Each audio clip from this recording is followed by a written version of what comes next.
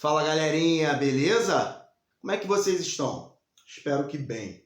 Bom, meu nome é Renato Reis, sou professor de filosofia dos 8º anos do Instituto Genária Viana e hoje nós vamos estar falando um pouquinho sobre o capítulo 2 do livro de filosofia de vocês. O capítulo 2 tem como título Autonomia. Nós vamos falar sobre esse termo que muitos de vocês já escutaram, já tiveram aí algum entendimento sobre, mas que talvez não compreendam da melhor forma possível. Pois bem, para a gente iniciar o capítulo 2, é importante a gente falar de um momento que vocês vivem agora.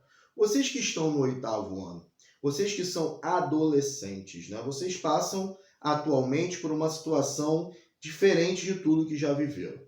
Vocês não são nem crianças e vocês também, ao mesmo tempo, não são nem adultos.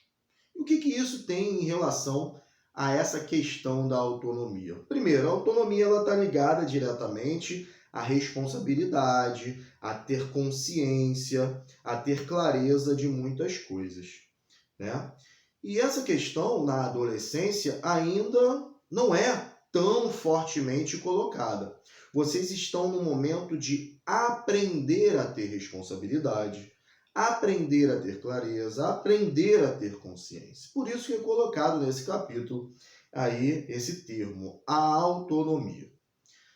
Muitas vezes os pais de vocês, né, chegam para vocês, ou os responsáveis de vocês chegam para vocês e fulano, para de fazer tal coisa, você não é mais nenhuma criancinha.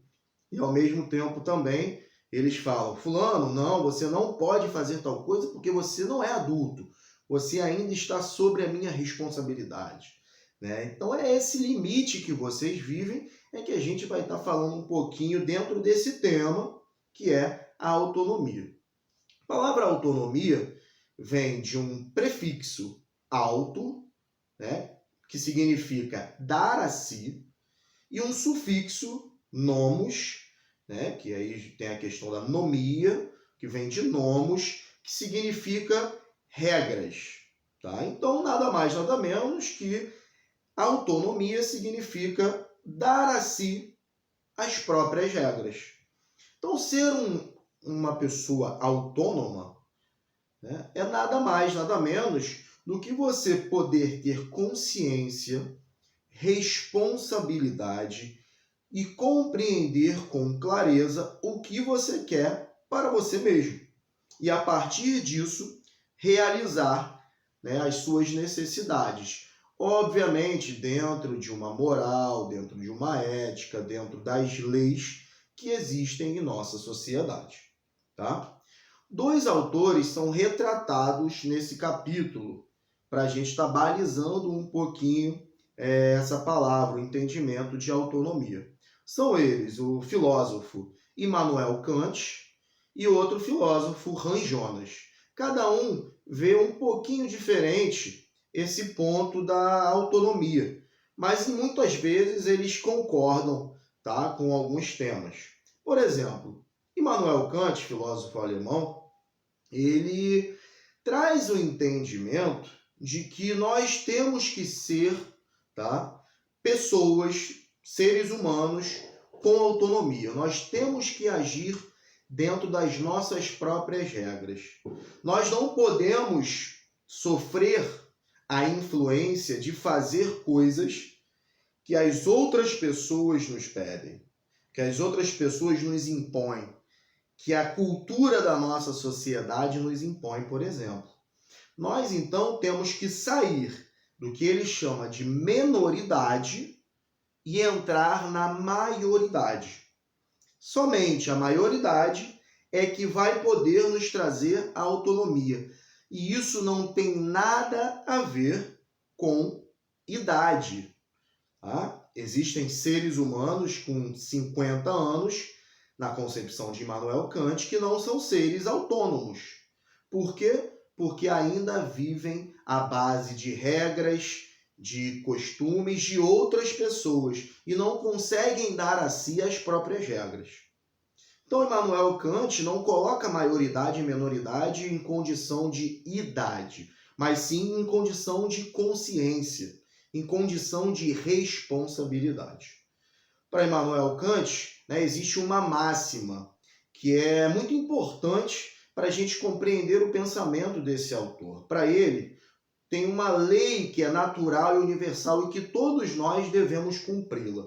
Essa lei, nada mais nada menos, traz com a seguinte informação: age de forma que a máxima de tua conduta possa ser, em princípio, uma lei natural e universal. Ou seja, você tem que agir a partir do que você dá a si mesmo como regra, tá? De uma forma que todas as outras pessoas também possam agir. Você tem que se colocar no lugar da outra pessoa. Eu vou fazer tal coisa, eu vou agir de tal forma. A outra pessoa, as outras pessoas, elas também terão o direito de agir dessa forma? Elas também, eu acharia legal que elas também agissem dessa forma? Então, beleza, se eu acho, tá ok. Então, dentro disso, essa é uma das principais máximas aí do pensamento kantiano, né? Dentro disso, nós estamos chegando à nossa maioridade, nós estamos construindo a nossa autonomia, tá? Outro filósofo que eu acabei de citar também, o Hans Jonas, ele traria isso mais de uma questão coletivista, tá? Quando nós pensamos em autonomia, nós pensamos em algo muito individualista às vezes. Eu dou a mim mesmo as regras, eu faço o que eu quero e eu sou responsável pelo que eu faço, pelo que eu realizo. Mas Hans Jonas traz também esse debate da coletividade, de como que as nossas atitudes individuais influenciam um todo, influenciam o coletivo, influenciam a sociedade. Então, para ele, a autonomia também tem que estar ligada ao entendimento, tá, de responsabilidade, um princípio de responsabilidade. E esse princípio de responsabilidade, ele coloca mais ou menos assim: age de tal modo que os efeitos de tua ação sejam compatíveis com a permanência em uma vida autenticamente humana, tá? Ou seja, a permanência de uma vida autenticamente humana. Professor, como é que eu vou ter o esclarecimento de que a minha ação está sendo compatível com isso? Quando nós pensamos, nós nos colocamos no lugar do outro. É isso que Hans Jonas quer trazer. O espírito de coletividade, de se pensar num todo. Então, a autonomia para Hans Jonas, ela está ligada à compreensão de um princípio de responsabilidade. De um lado, temos Immanuel Kant, que traz a autonomia como um entendimento de uma lei natural universal, devemos agir de forma autônoma, e essa forma deve ser um modo ao qual, uma máxima ao qual todas as outras pessoas também possam ser, também possam agir dessa forma. Já Hans Jonas, ele traz um princípio de responsabilidade. Nós vamos agir de um modo em que os efeitos da minha ação possam ser efeitos de permanência de humanidade, de permanência de se pensar no outro, de se pensar no coletivo. Essa é a distinção entre os dois pensamentos. No capítulo 2, então, a autonomia, nós estamos falando aí de dar a si as próprias regras. Vamos pensar nisso. Vocês agora estão em um momento de transição. Qual é a importância de se ter autonomia num futuro próximo?